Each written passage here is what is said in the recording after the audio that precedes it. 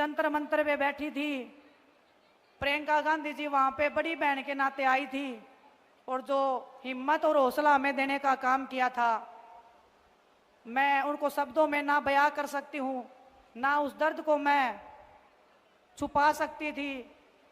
वो दर्द जब हमने दीदी को बताया, उनका जो एक हाथ था जो हमारे सिर के ऊपर उस दिन टिका था, आज भी वो हाथ की ताकत को मैं अपने ऊपर महसूस कर सकती हूँ।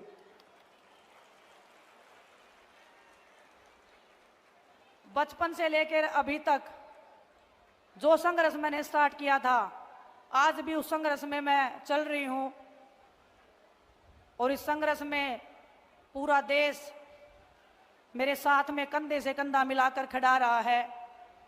आप जितने भी हमारे बड़े बुजुर्ग, जो नौजवान युवा साथी हैं, जो ऊर्जा आप लोगों ने मेरे को दिखाई है, इतने कम समय में आपने मेरे को जो अपना बनाने का जो काम किया है, कुश्ती के क्षेत्र में जो मान सम्मान, जो प्यार आपने मुझे दिया है, मैं उसका विश्वास दिला के आपको कहती हूँ, आपके हर दुख और दर्द में हमेशा मैं आपसे 2 कदम आगे रह के आपको बचाने का, आपके हकों के लिए लड़ने का हमेशा मैं काम करती रहूंगी। एक किस्सा और बताना चाहती हूँ मैं आपको। यहाँ पे बड़े भाई दीपेंद्र सिंह हुड्डा जी भी बैठे हैं। जब जंतर मंतर पे हम लड़ाई लड़ रहे थे, एक रात की बात है, जब हमारी पुलिस वालों से झगड़ा हो गया था, भाई साहब पैदल पैदल अपने घर से भागे आए थे हमें देखने के लिए कि मेरी बहनें ठीक है कि नहीं है। तो जब ऐसा भाई और ऐसी बहनें जब आपकी इस बेटी के साथ में हैं, तो मुझे लगता है कि जुलाना को नई ऊंचाइयों पर पहुंचाने से कोई रोक नहीं सकता है। पूरी ताकत और ईमानदारी से, जिस ताकत और सच्चाई और ईमानदारी से मैंने कुश्ती के क्षेत्र में नाम किया है, आप बड़े बुजुर्गों के आशीर्वाद के बिना ना तो वो लड़ाई कभी पूरी हुई थी, ना ये लड़ाई कभी पूरी हो सकती है। तो आप सबसे मैं आशा और उम्मीद करती हूँ और आपको विश्वास भी दिलाती हूँ कि आप मुझे जितना प्यार दोगे उससे मैं 1000 गुना वापस प्यार आपको लौटाने का विश्वास दिला सकती हूँ, भरोसा दिला सकती हूँ। किसानों, जवानों, पहलवानों का प्रदेश है। यहाँ आकर बहुत खुशी होती है, बहुत गर्व, आना जाना काफी हो जाता है। मेरे बच्चे गुड़गांव में पढ़े, मेरा अपना भी अनुभव है आपके प्रदेश का। मेरी बहनें बैठी हैं।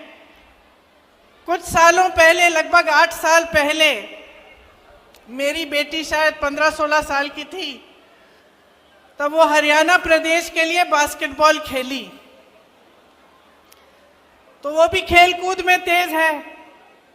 जब उसको यहाँ आना था एक कैंप के लिए, सर्दी का समय था, मैं भेजना चाह रही थी कि जाए, बाकी बच्चों के साथ अच्छी तरह से खेले, सीखे। तो मैंने कहा मैं छोड़ आती हूँ। मैं यहाँ आई, सोनेपत के पास एक जगह थी जहाँ पे स्कूल में एक कैंप था, कोचिंग का कैंप था। तो सुबह छोड़ना था और शाम को बेटी को घर ले जाना था। तो मैंने सोचा अगर मैं कैंप में जाऊंगी तो सबको पता चलेगा कि ये किसकी बेटी है। तो मैंने सोचा कि इससे अच्छा मैं थोड़ा दूर उसको छोड़ देती हूँ और वो चली जाएगी और शाम को मैं आके ले लूंगी, तो किसी को पता नहीं चलेगा कि मेरी बेटी है, सब की तरह समान तरह से उसके साथ व्यवहार होगा। तो मैंने बेटी को छोड़ दिया सुबह पाठशाला में। यहाँ सोनेपत के पास एक सरकारी पाठशाला थी शायद, और मैंने सुरक्षा कर्मियों को कहा कि अपनी गाड़ी हम किसी खेत के पास लगा देते हैं, गाड़ी में रुक जाएंगे पूरे दिन। तो बैठी थी मैं गाड़ी में, कुछ 1-2 किलोमीटर दूर था पाठशाला से, और मैंने खेतों में देखा कि एक दादाजी खेत में काम कर रहे हैं। तो मैंने सुरक्षा कर्मियों को कहा आप यहीं ठहरो, मैं जाके जरा बात करती हूँ। मैं चली गई खेत में। उन्होंने मुझे पहचाना नहीं, सुरक्षा कर्मी दूर थे। बातचीत हुई, मैंने कहा मुझे सिखा दीजिए कटाई करना। कटाई कर रहे थे तो थोड़ा सिखाया मुझे, थोड़ी सी कटाई मैंने उनके साथ कर ली। उन्होंने सोचा होगा ये शहर की लड़की है, थक गई होगी, धूप बहुत है, तो कहा कि बेटा घर चलो मेरे साथ, घर में चाय पिलाएंगे, थोड़ा सा आराम कर लेना। मुझे भी लगा कि पूरे दिन इंतज़ार करना है, तो चलो इन्हीं के घर चले जाती हूँ, दादू जी के साथ चली जाऊंगी, वहीं बैठ जाऊंगी, पूरा दिन इंतज़ार करना है मुझे। तो दादू के साथ मैं घर चली गई।